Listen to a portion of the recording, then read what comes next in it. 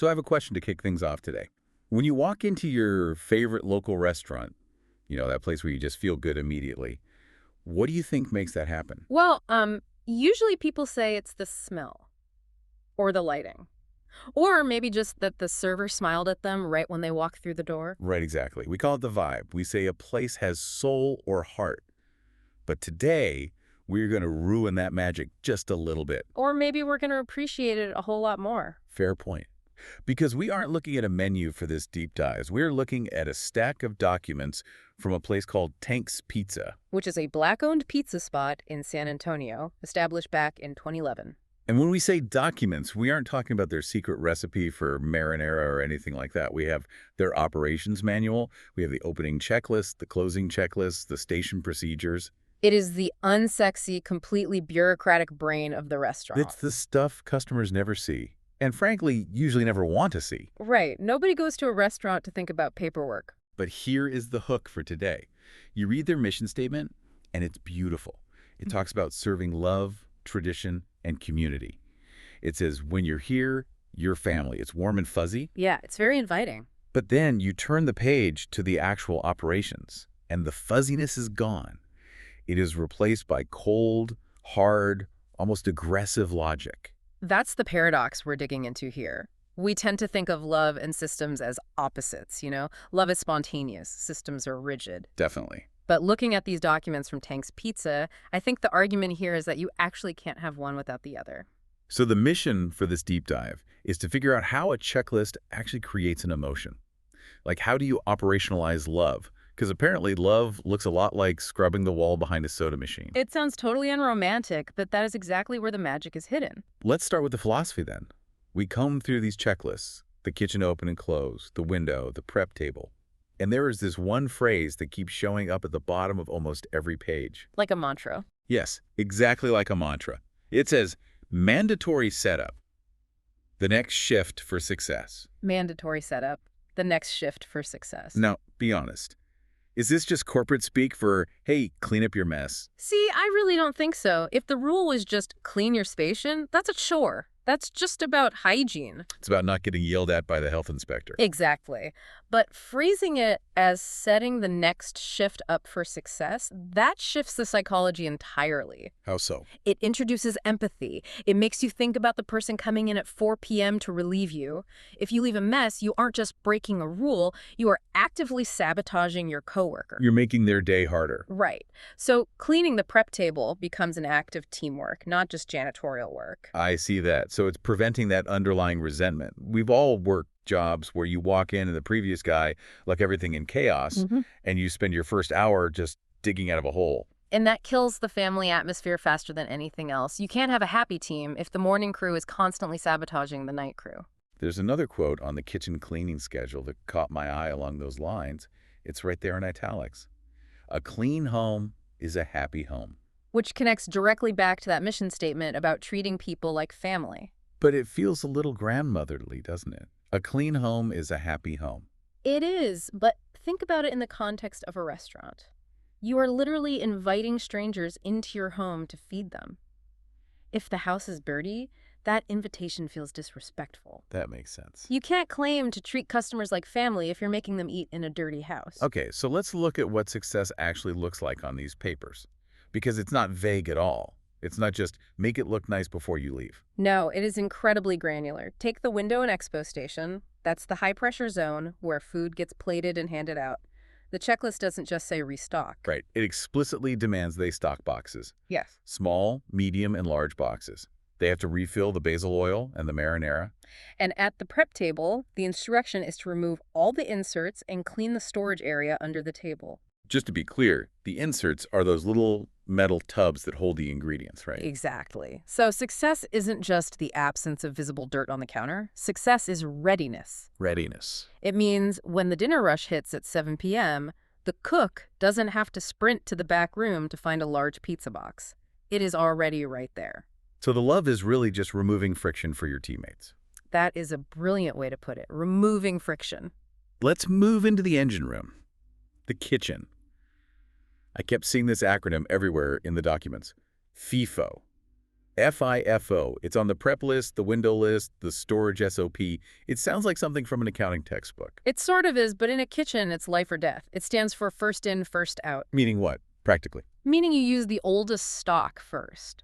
When a new case of pepperoni comes in off the delivery truck, you don't just open it and start using it. You put it physically behind the old case on the shelf. You use the old one first. Okay, but why is that worthy of being a major focus in an operations deep dive? That just seems like common sense. You would be surprised. Human nature is fundamentally lazy. It's just easier to grab the new box sitting right at the front of the shelf than to reach all the way to the back for the older one. I'm definitely guilty of doing that in my own fridge at home. We all are. But if you don't strictly enforce FIFO in a commercial kitchen, that older box sits there and sits there, and eventually it spoils. Which is waste. That's money in the trash. Or even worse, someone uses it by accident 3 weeks later and makes a customer sick. Wow. So FIFO is basically the immune system of the restaurant. It is. It's pure discipline. And speaking of discipline, let's talk about the fryer. Look at item number 11 on the kitchen checklist. Okay, pulling that up, it says fryer off, slash on, 350 degrees. Notice it says 350 degrees. It doesn't say make sure it's hot or cooking temp. Specificity is the enemy of mediocrity, right? Exactly. If that oil is 325 degrees, your fries are going to be greasy and soggy. They soak up the oil instead of crisping. And if it's too hot? If it's 375, they burn on the outside before the inside is even cooked. So when the mission statement says they strive for excellence in flavor, they really just mean math. Cooking is chemistry. You cannot have consistent quality without consistent variables. There's another rule at the prep table that I found super interesting regarding variables. It says, do not fill inserts past chill line. Now, I've seen those metal tubs at Subway sandwich shops or pizza places. There's usually a little line indented in the metal inside. Yep, that's the chill line. I always assumed that was just to keep things from spilling over when you scoop. It's actually about thermodynamics and food safety. The refrigeration unit under the prep table blows cold air up to keep the food cool. It can only effectively cool the food below that physical line. So if I mound the cheese up like a mountain because I don't want to have to refill it later during the rush. The cheese at the peak of that mountain is sitting in the danger zone. It gets warm. Bacteria starts to grow. That is terrifying. It is a classic example of where laziness, or even just trying to be efficient by overfilling so you don't have to restock, actually endangers the customer. The SOP creates a hard boundary. Do not cross this line. It's amazing how much danger is lurking in a simple bin of shredded mozzarella. Truly.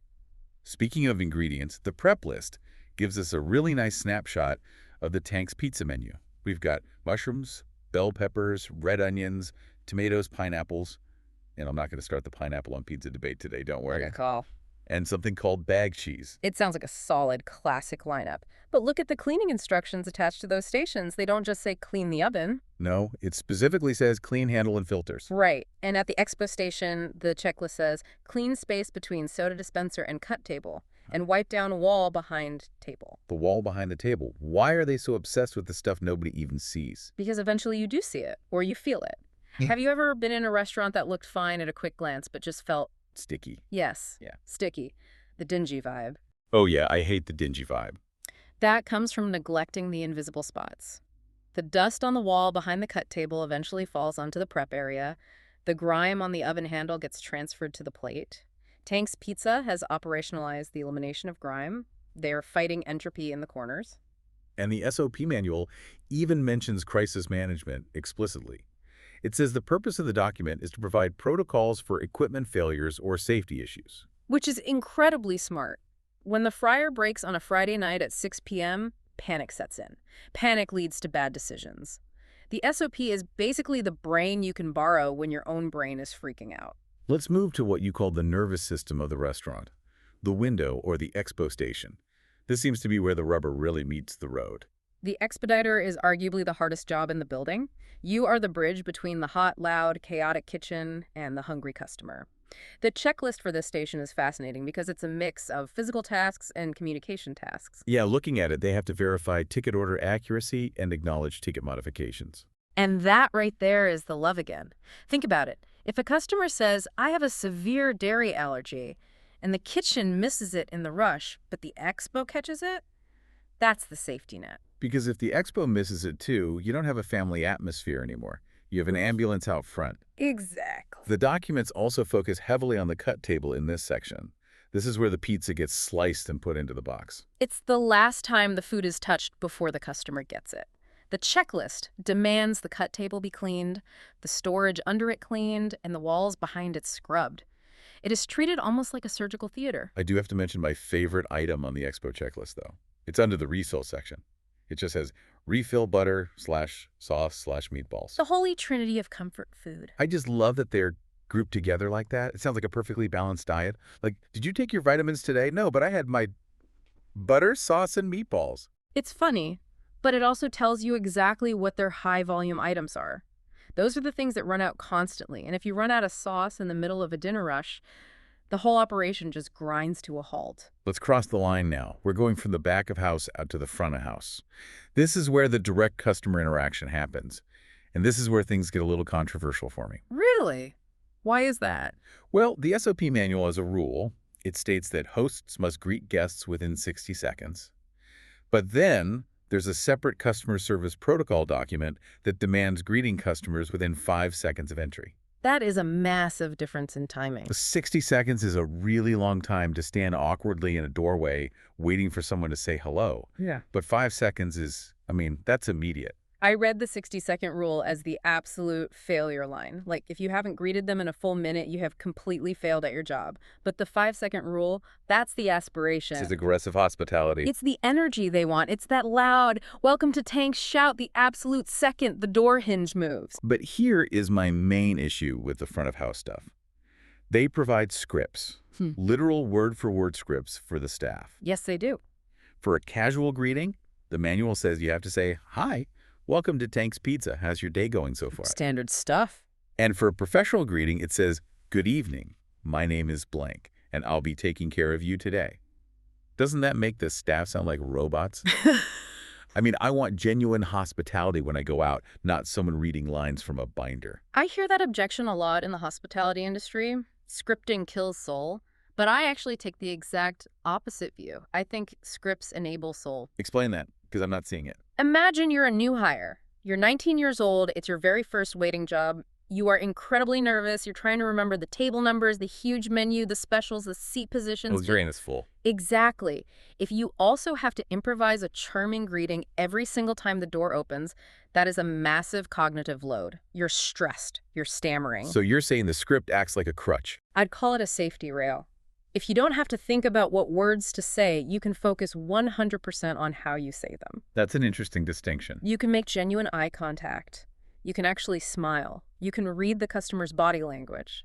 The consistency of the script actually frees your brain up to be human. I guess that does make sense. It's kind of like an actor in a play. The lines are written for you, but the performance is entirely yours. Exactly. And look at the script they provide for returning guests. Welcome back. Would you like your usual? Now that is a total power move in hospitality. That is the ultimate family atmosphere line. But you have to train people to look for returning guests. You have to operationalize recognition. They even script the phone etiquette. The rule is answer within 3 to 4 rings, and the mandatory greeting is, "Thank you for calling Tank's Pizza. This is blank. How can I assist you today?" It completely stops that generic, mumbly, hello pizza place kind of answer. It signals strict professionalism before you've even ordered a single pepperoni slice. They also have strict service standards for the servers once the customer is seated. They have to repeat the order back to the guest every time. They have to provide allergy info unprompted. And they have to clear plates within a specified time. It feels like a very tight ship. It's choreography. Good service is essentially a dance. It shouldn't feel rushed, but it shouldn't feel slow either. These rules set the tempo for the dining room. Now, we need to talk about the part of the business that usually kills restaurants. The money.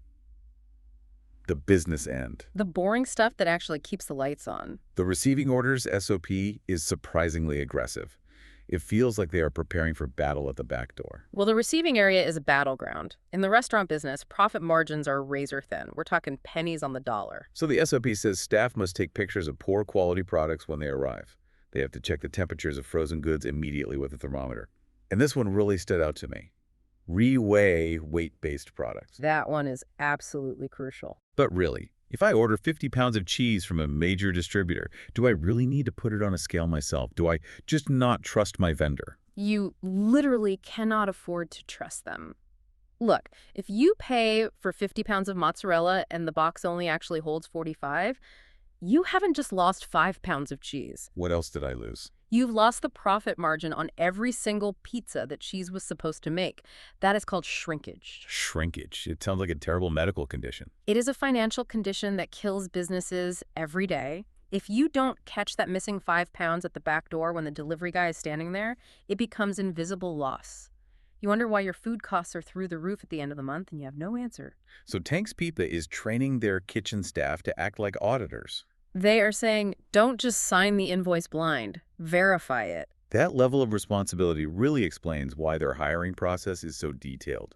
They clearly don't just hire anyone who can hold a tray. No, they can't afford to. The hiring SOP even mentions a menu description test. That sounds super stressful for an interview. It is, but it's totally necessary. You cannot sell what you cannot describe. If a customer asks, what's on the meat lover's pizza, and the server just stares and says, meat, you have instantly lost credibility. They also mandate a discussion about cash flow procedures and cell phone policies during hiring. And I noticed they explicitly mention discussing accommodations for new hires right up front. Which is fantastic. It sets clear boundaries, but it also signals inclusivity. It says, we have strict rules here, but we also want to know what you need from us to do your job well. Okay, we have toured the kitchen, the expo line, the dining room, and the back office. But there is one place left. The place nobody ever wants to work. The dish pit. The single most important station in the building. The dish station checklist is intense. It includes deep cleaning tasks like cleaning the inside and outside of small coolers. And here it is again, cleaning behind both the cooler and the freezer. The absolute theme of this deep dive.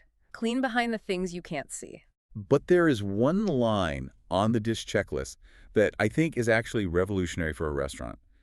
Check front of house bus tubs periodically. Yes, that is a brilliant operational detail right there. Why does that stand out to you so much? Because usually in a restaurant, there is a hard, invisible wall between front of house and back of house. The dishwasher stays hidden in the dungeon.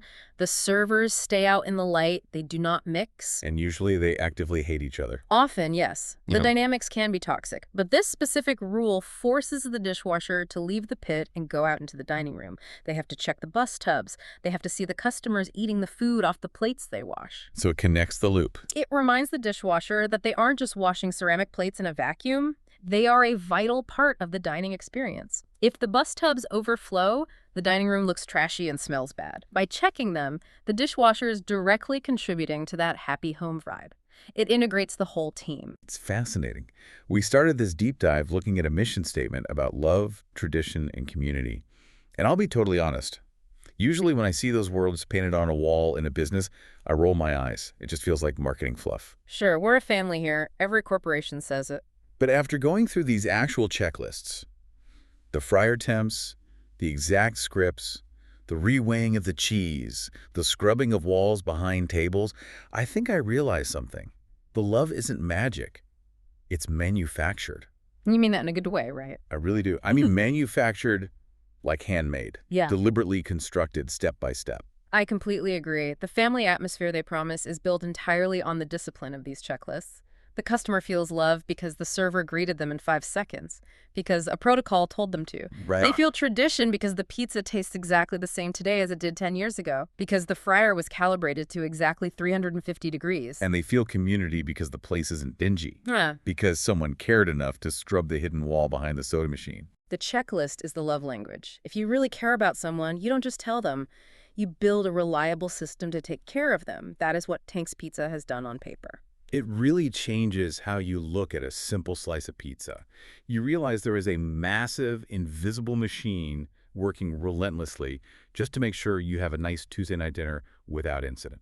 And if I can offer one final takeaway for the listener out there, whether you run a Fortune 500 company, a small team, or just your own household, it's that phrase we started with today. Mandatory setup, the next shift for success. It is a profound philosophy for life, beyond just business. Stop thinking about chores as cleaning up the past. Start thinking about them as setting up the future. Explain that a bit more for the non-business owners listening to us. Imagine your next shift is just you tomorrow morning. If you do the dishes tonight, you aren't just doing a chore, you are setting the morning shift version of you up for success. You are being kind to your future self. I love that. If you fill the gas tank on your way home tonight instead of waiting, you are setting the commuter version of you up for a way better day tomorrow. Treating your future self like a coworker you actually like. Exactly. It turns daily drudgery into an act of care. Tank's Pizza is basically teaching us life lessons through pepperoni and standard operating procedures. Well, I'm definitely going to look at the wall behind the counter next time I get a slice anywhere. Yeah. If it's clean, I know I'm in very good hands. Thanks for joining us for this deep dive. Go set someone up for success today. See you next time.